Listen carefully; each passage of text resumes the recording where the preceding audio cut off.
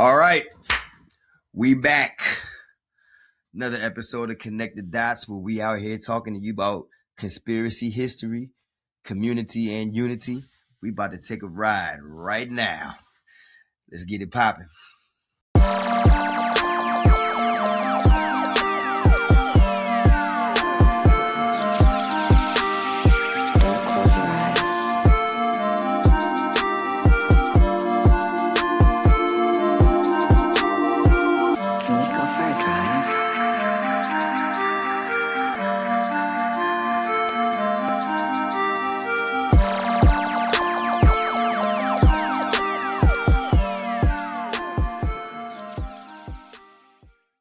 What's good, Leos?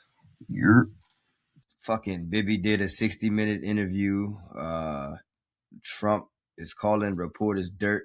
Son, this nigga said, the reporter asked him, she was like, yo, like, how are you focusing on all of these projects in Washington when the strait is closed and gas is like at $5? He was like, well, I can't believe you asked me such a crazy question. We're cleaning up this city. The place is dirty. I mean, you might know dirt, but I don't like dirt. So I'm keeping it away from me. And I was like, yo, like, what in the actual fuck is going on?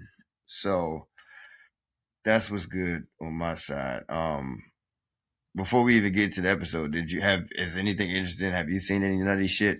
I mean, it's nutty shit happening every day, but anything you'd like to say? Any observations you got? Man, news-wise, nah. I mean, I experience nutty motherfuckers every day, like you said, but you know me, dog. I keep my head under a rock because I know it's going to be nutty when I pop my head out. What's the general consensus of people out there where you at? Like when you talk to people on average, because I know they all old white people, what is their general stance on the whole like Israel Palestine or Israel Iran war, anything? I mean, to be honest, it's either or. It's one extreme to the other extreme. It's either like somebody's like full on the Palestinians deserve to get bombed type shit. Free everybody, free everything. Oh, okay. Or somebody's like, oh, Trump, whatever Trump is doing is good.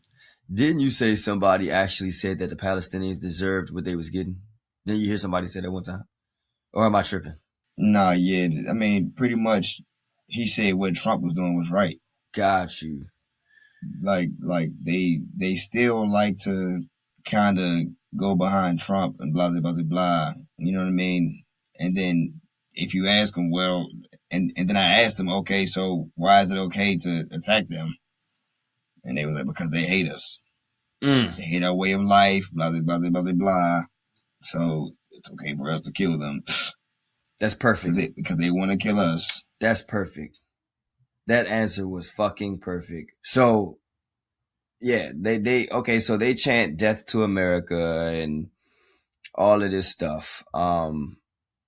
And we're gonna kind of get into that a little bit in this episode, like where that even came from or where that started. You said something very crazy, or the guy said something crazy. You said that they hate our way of life, right? Like they hate that we're living good over here and they're living shitty over there, right? I guess. I don't know what the hell they be thinking when they say that. I don't think they're thinking when they say it. I just think that they're just saying it. Well, I've heard Bill Maher say they don't like the way we live. Like they're in a shitty country. We're in America, and they don't like it that we live nice. They don't like it that we have. They pretty much believe that Iran just hates the way we live because we live in luxury. We live in comfort. We're free to speak and free to worship. They believe they hate American freedom and like the American way of life. At least that is what I have heard them say. Very specifically, it wasn't just like, yeah, they don't like us. It's like, nah, they really believe they just purely hate Americans because we are Americans, because we live like Americans. but that's cool. We're going to segue and we're going to talk a little bit about the history first, the history of the people whom we are bombing on a very consistent basis, the history of the people whose life we are pretty much tearing the fuck up on a regular basis, and the history behind death to America. So let's just go into it. The history of Iran. We're just gonna go into it. What do you what facts and findings have you found about the history of Iran that interested you?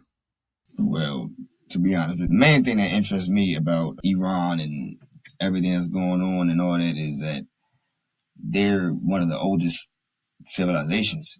Yes. You know what I mean? You said what you just said about Americans thinking that, you know, they hate us because of our way of life and that and we live good and whoop de whoop, but they were living good way before we were living good. Absolutely. At least in that land. And the Persians were, to my knowledge, one of the first civilizations to actually say, okay, come in here.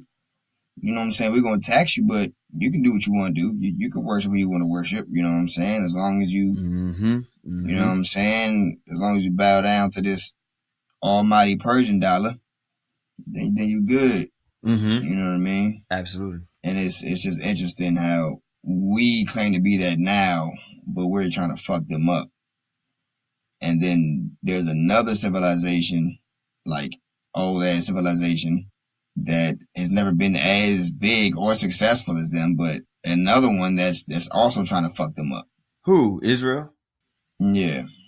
Well, okay. I guess according to Israelis, that civilization is old, but really, the Palestinians was the people that was there, and that's crazy. That's a crazy observation. But yeah, but like I said, son, even if the Palestinians were there, it's the same motherfuckers that's been killing throughout the ages that's still killing.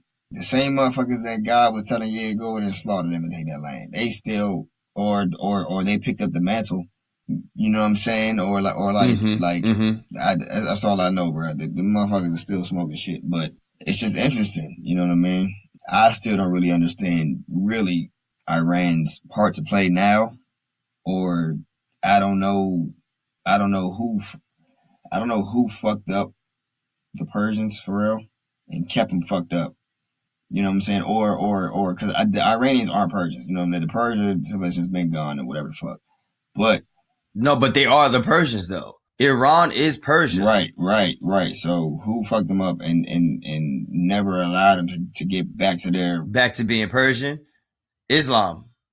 The Islamic Revolution happened. Okay. They also the Islamic the Islamic Revolution technically took place in, like, I think, if I'm not mistaken, 1971. I think. Don't hold me to that, but the actual Islamic Revolution took place after Israel had become a state. But Islam itself. So okay, well, I'm gonna go into it. Is that pretty much what you found most interesting? Yeah. Because I'm about to literally say, okay, so first of all, the first known civilization in what is now known as Iran first emerged around the late 4th to 3rd millennium BC. That's 3,000 to 4,000 years ago. That is 3,000 to 4,000 years ago. 4th and 3rd millennium is literally the beginning of a documented history for humans. The only thing that was with them at the time is Egypt and Mesopotamia. So they literally, when the quote unquote like gods were roaming the earth, or you still had demigods or whatever you want to, whatever people want to think, Iran was there. The people of Iran were there. The first civilization that was there was called the Elamite civilization, or Elamite, I don't know, Elamite. So the Elamite civilization was there first. That was 3,000 to 4,000 years ago. All right. The Iranian culture, of course, is one of the oldest. It was up there with Egypt, Mesopotamia, all of that. They, of course, were going through ups and downs, conquering people, being conquered. They had conquered India at one point in time. Of course, this is later. This is more in the AD era. So this is exactly what happened. At 550 BCE, the Achaemenid Empire pops up. Now, this is what's interesting. This empire is actually one of the first superpowers like in the world. This is the first great empire that kind of spanned like was reaching outwards and expanding and expanding. And this was founded by a man named Cyrus the Great. Just like Alexander the Great, but his name was Cyrus the Great. So this was the first superpower empire. It stretched from Egypt to India. So it went from West Asia, damn Africa pretty much, all the way to India. What they preached and what they worshipped was something they actually, this had actually took place before Cyrus the Great had actually got there. And it was called Zoroastrianism. And that began around 1,800 BCE. So 4 to 500 years prior to Cyrus the Great even getting there, that was their religion. Zoroastrianism. Concepts like good and evil, judgment, heaven and hell started here. Also, this was the first monotheistic religion. So this was the first religion where they said it's one God, and it's a force that opposes that God, but it's one force that they call God, that they assume that they didn't, I don't know what they actually called that force, but that was the first religion, the first spiritual teaching that said, hey, good deeds are rewarded, bad deeds are punished. So all of our concepts of heaven and hell, one God, devil, judgment, all of that, what I just read, came from Zoroastrianism. And very few people today still study Zoroastrianism. All right. So there was the Arab conquest. Wait, what was that last empire called? The what? The Achaemenid. The Achaemenid Empire. Yes. So Cyrus the Great ran that. Also, Cyrus the Great, another crazy part is Cyrus the Great was the very first leader to impose human rights.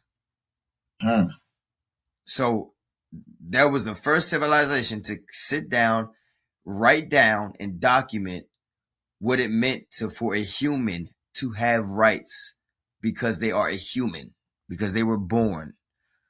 And these are the rights they're born with as a human. So they were the first one. So the fact that we're bombing them over human rights right now, even though they're not the Achaemenid Empire, but the fact we're bombing that region, and we said we were bombing them over human rights, and then we said, oh, no nuclear weapons, they can't fund terrorism, whatever the fuck.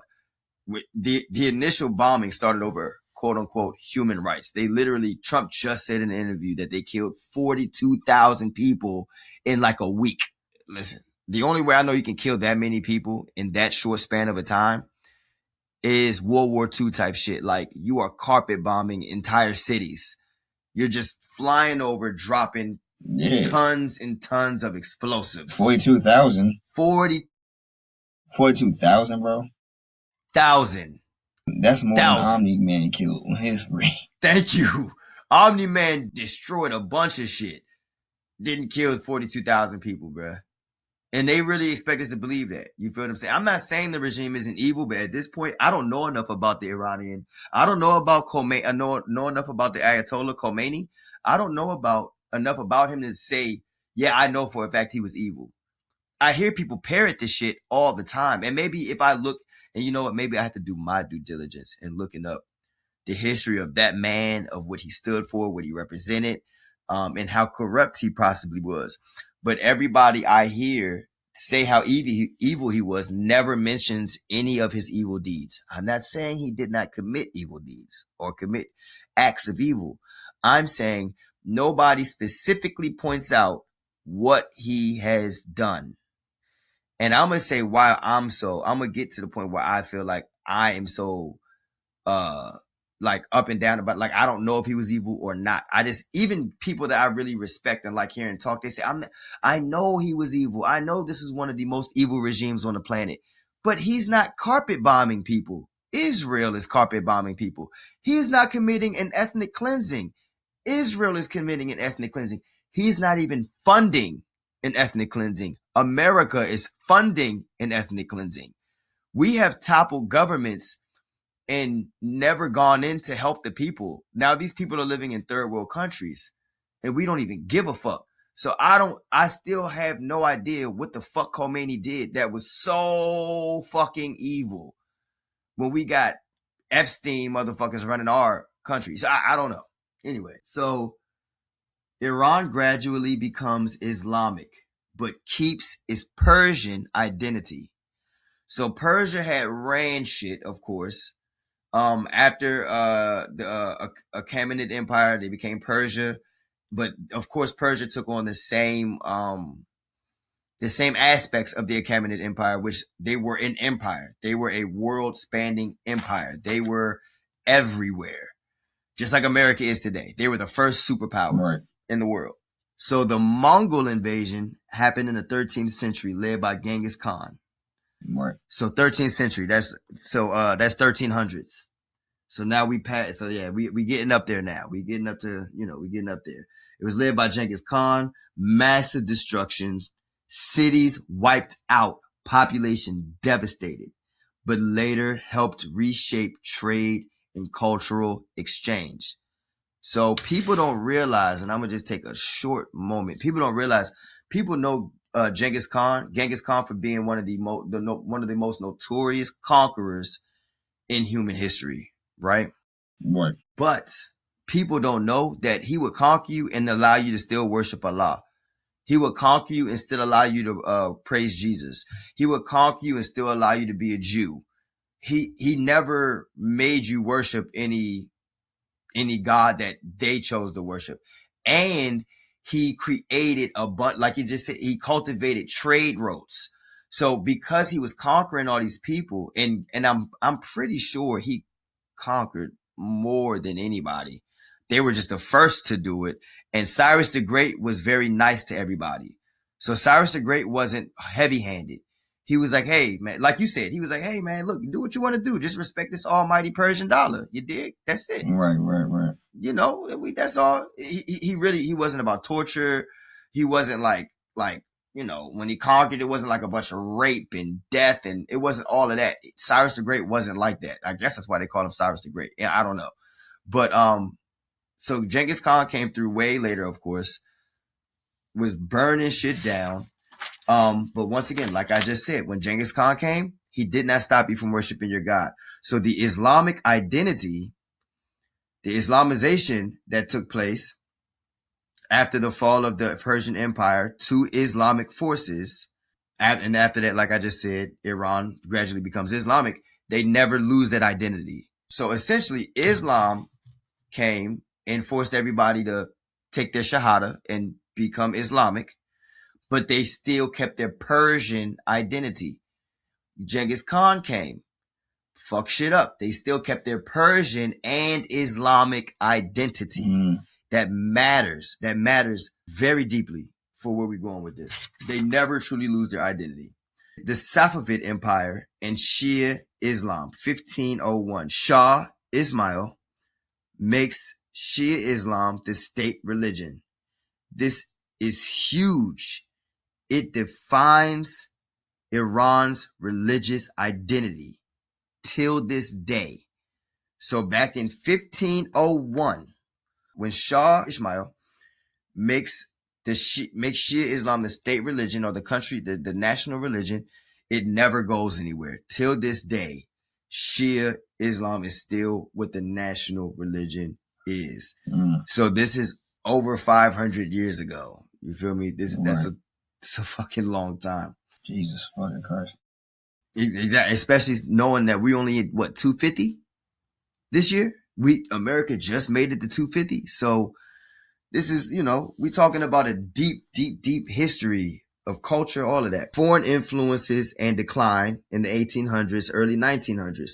Russia and Britain compete for control of the great. Wait a second. They compete for the control, and they called this, when Britain and Russia were competing for control of Iran, they called this the Great Game. That is what they called it. They called it the Great Game. Iran loses autonomy and economic control. 1905 to 1911, constitutional revolution. So Iran creates one of the first constitutions in the Middle East. So even after being conquered, Islamified, Genghis Khan came and fucked y'all up, all of that, and still, y'all still managed to do something innovative. They still managed to come up with one of the first constitutions in West Asia, in the Middle East. Once again, that just speaks volumes to the type of people that we are dealing with. Early push for democracy and limiting royal power. Like, it sounds to me like they were trying to keep up and stay modern, just like everybody else. Because that was happening. Don't forget when what's his name? When Bismarck unified Germany, what was happening? Revolutions were taking place against the aristocracy, against the aristocrats, against the royal blood. They were like, we regular folks want to be regular folks. We don't want to be under the thumb of royalty. Right. Same thing was happening over here. Nothing different. We keep talking about these motherfuckers like the animals, and they regular people. Yep. So they created one of the first constitutions in West Asia. Early push for democracy, get away from royal power. 1953, a coup happens. The overthrow of the Mossadegh. Prime Minister nationalizes oil. Mohammed Mossadegh. Okay? This is where shit, time out. Remember the whole Death to America thing, right? Yep. Here we go. Now we're about to understand the roots, the root of where Death to America comes from. 1953, coup overthrow of Mohammed Mossadegh. Overthrown in a UK-backed coup after he tries to nationalize Iranian oil. Sir, I have to ask you, do you know what nationalizing Iranian oil means? Yeah. Selling it. Essentially, with it, selling it, and the funds are coming directly to Iran. Yeah. The riches are coming directly to Iran. The economic growth coming directly to Iran. Everything is based on this oil situation that we just talked about in 1953. So we have I just want to make this very clear. Thousands of years have passed. And no matter what has happened to Iran, they've always bounced back. They've always kept their identity, and they've always bounced back. And not to mention, even with all of the ups and downs, or after being conquered by Genghis, after being conquered by Islamists, y'all, they were still leading the world in science and mathematics. They were still some of the most artistic people in the world. This was still a thing. They took pride in leading the world in mathematics, science, artistry, even when it came to the way they built their buildings. Dude, they knew how to freeze food in the desert. They had air conditioning. This is the Persian Empire. This is Persia before they became Islam. Before they were taken over by Islam. They were innovative as shit. They pushed the envelope. It was ridiculous. It was almost unrealistic. Like, it was almost in a way like it feels like it's not even real. So after the coup, the Shah returns with stronger authoritarian rule. 1979. I said 1971. I was wrong. 1979 is where we at. The Islamic Revolution, led by Ruhollah Khomeini. the person we just killed, the person we just bombed and killed, the Islamic Revolution was led by that man. It's a significant fucking thing. Wait, revolution against the Shah, because the Shah was working with us, yeah. the Americans. Yes. So, and he came down and he cracked down with an authoritarian rule. So he made it even worse for people, like living wise. Khomeini comes with the Islamic Revolution. Iran becomes an Islamic republic, completely reshapes politics, religion, and global relations. The Iran-Iraq War takes place between 1980 and 1988, one of the deadliest modern wars in the region, cemented nationalism, militarization, and distrust of the West. So when Iran went to war with Iraq, this is the other dude we killed, Saddam Hussein. He was the one going to war with Iran. He went to war with Khomeini back in the 80s. And we supported Iraq during that time. And if I'm not mistaken, that's when all the sanctions dropped on them. That's when we started dropping all the sanctions and making sure a sanction is pretty much saying, yo, we're going to sanction you. None of our people are buying oil from you.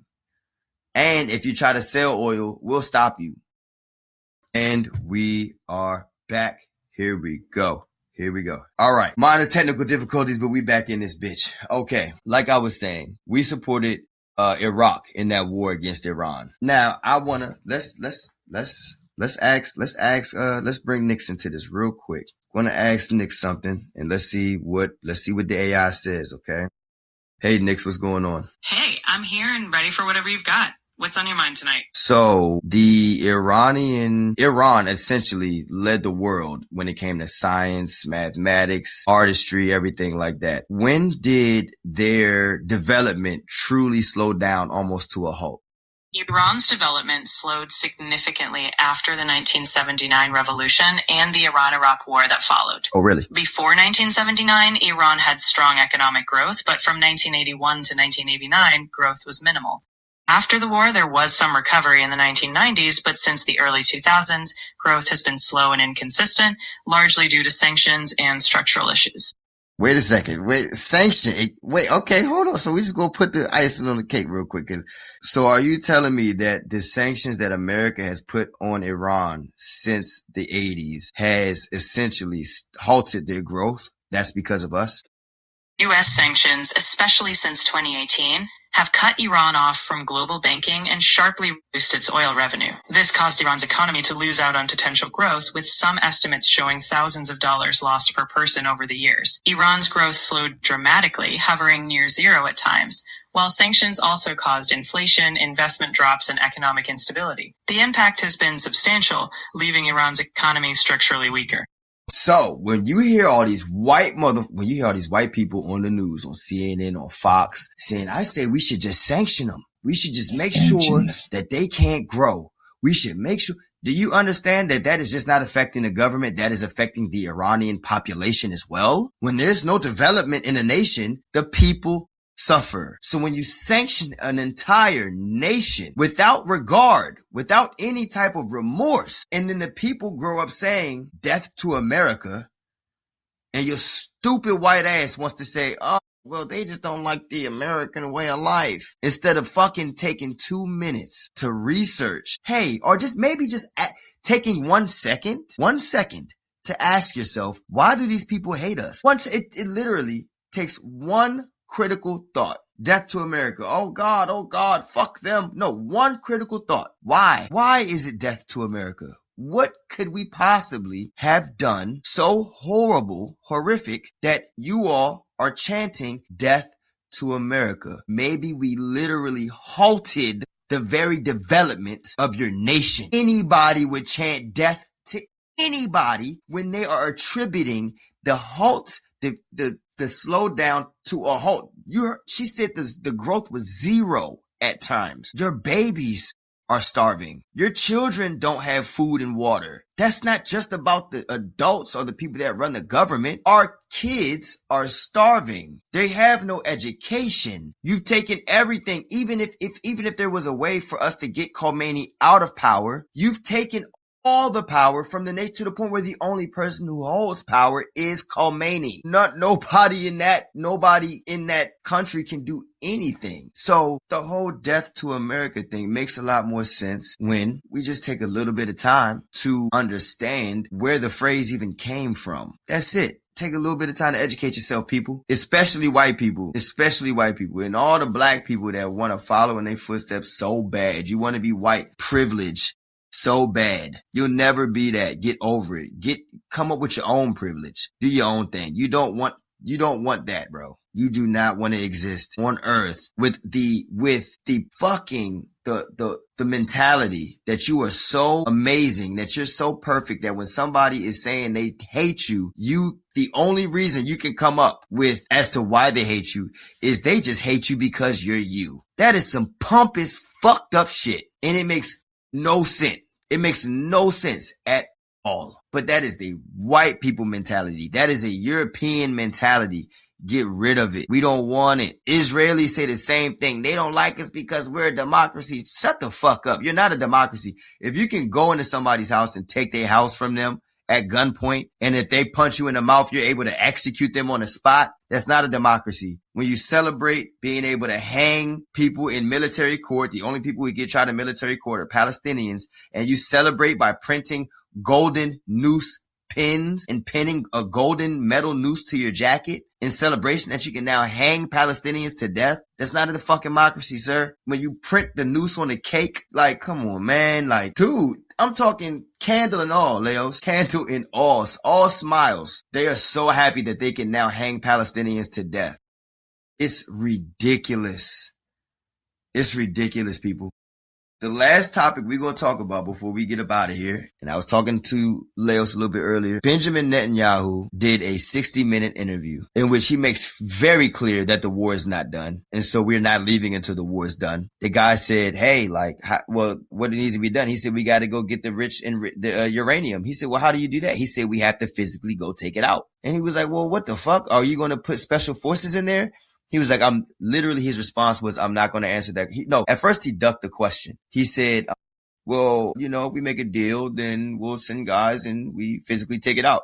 He was like, well, what if you don't reach a deal? Are you thinking about sending special forces? Netanyahu's literal response was, well, sir, let me tell you, I'm going to dodge that. I dodged it the first time and I'm going to dodge it again. I'm not going to give away any type of strategy or anything. If we got to go get it, then that's what we have to do. We got to go get it by any means necessary. Y'all, listen, he's talking about putting troops on the ground. He's talking about boots on ground, going and digging out uranium while getting popped at, sniped at, blown up, shot at, rolled, like you're in their land telling them what to do. You're in their land telling them what they can and can't do. You're in one of the oldest regions on earth, one of the oldest civilizations to keep their Persian roots, to keep a lot of the things they practiced when they were, wait, let me look at the word. Let me look at the word because I can't remember.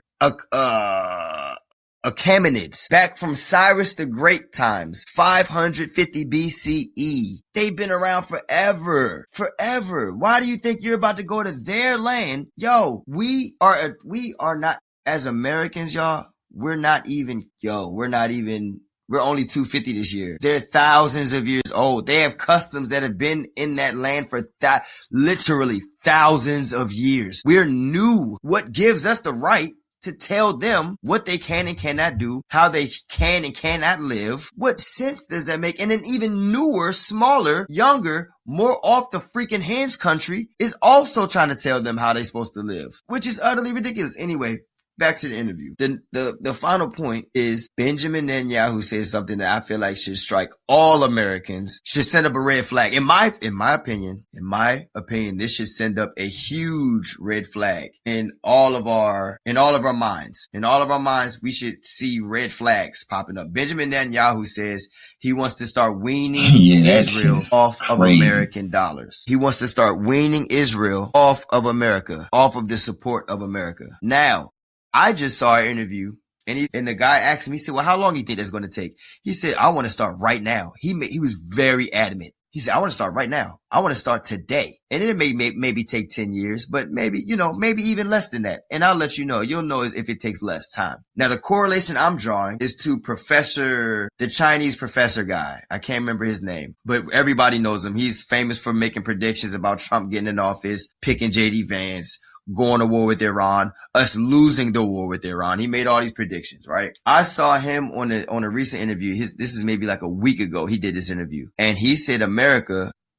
interviewer was like, well, with all these predictions, what do you think is going to happen to America? And he said, I think America is going to collapse. I really strongly believe America is going to collapse. And he gave all of his reasonings as to why he believed America was going to collapse. When the guy said, well, all right, okay, that makes sense, but is it even going to happen in my lifetime? The professor looked at him, got real serious and said, what? It's going to happen in all our lifetimes. He said, I have it happening within the next 5 to 10 years. Benjamin Netanyahu, right after that interview, gets on 60 Minutes, and maybe there's no correlation, but maybe we just connected a dot. Right after that interview, a few days later, not even a week later, Benjamin Netanyahu, or maybe a week later, maybe a little bit of a week or a little bit over a week, Benjamin Netanyahu gets on 60 Minutes and says we are trying to get away from the dependence of America. Right now, we're starting today, and it may take about 10 years. You all, that's a red flag.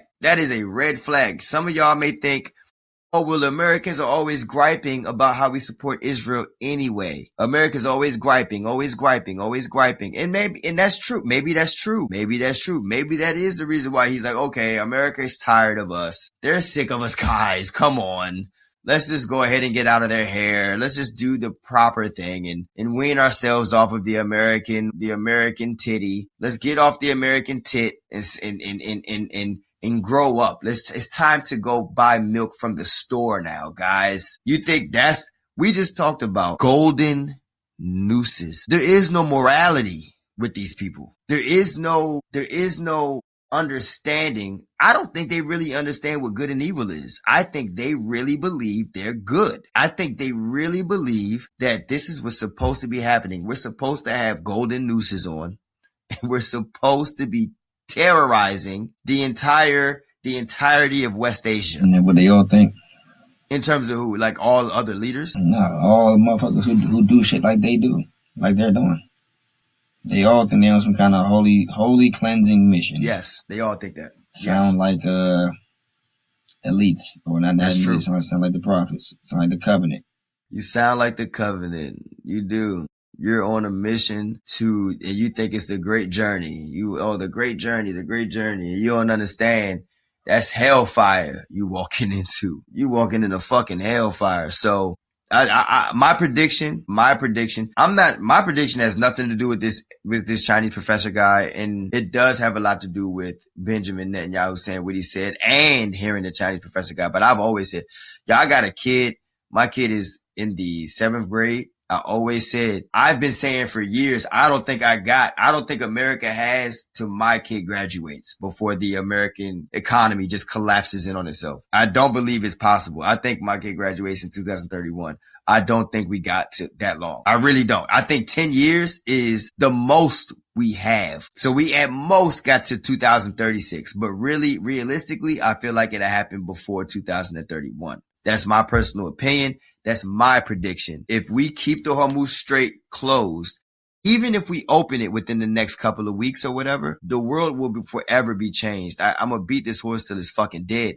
The world is forever changed from this. The dynamics of power will forever be changed after this war, after the closing of the strait, after the killing of all these Palestinians, after the tariffs, after the sanctions, after the kidnapping of a president, after bombing and murdering another country leader. The world is forever changed after this moment. And as Americans, we need to figure out what our place in the world is going to be. And we need to start figuring that out right now, because it will not be a superpower. It will not be, our place in the world will no longer be on top. That is just the facts of the situation. Our place in the world will no longer be on top. So what will our place be? What choices do we have? What decisions are we going to make? You got anything else you want to say to the people, Master Leos? Nah, dog. Nope. Just keep your eyes open, eyes and ears open, man. Because I agree that is a red flag. That is something to look at and pay attention to. 100%. 100%. You know. Yeah, just we should at least pay attention to it at the very least. And that's coming from a dude who don't give a shit. Yeah, straight up. Master Leos be like, man, fuck. It's so hard not to like engage in all of this, you all, and not feel hopeless or not feel. It's two ways you're gonna feel. You're either gonna feel like, okay, there's nothing you can do about it, so you're gonna go ahead and just live your life, or you're gonna feel like burning some shit down. And so clearly, all of us should feel like burning shit down, but the way in which we go about burning it down is what matters. I'm not saying we have to burn it down physically. We don't have to burn it down physically, but we can come together. We can look at the collapse happening. We can rise. Let's neutralize the pendulum of rhythm. Listen up. Let's neutralize the pendulum of rhythm. We can rise above the swing. We can rise. The pendulum is going to swing left to right no matter what. And it's going to swing as far to the left as it swung to the right. We were at the top of the world. That was the swing. The pendulum has swung to the right.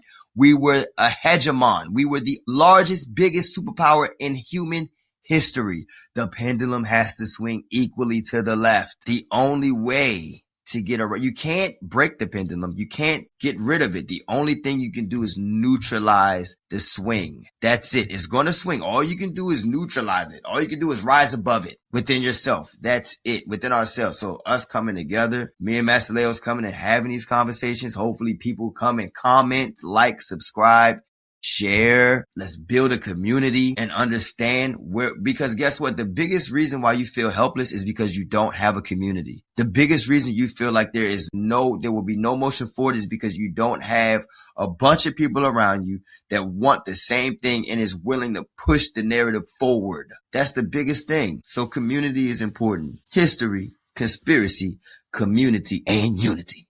And with that being said, we're going to get up out of here. I am your host, Captain Konekt. And this is your co-host, Master Leos. We appreciate and love the shit out, y'all. Peace. Peace. Konekt.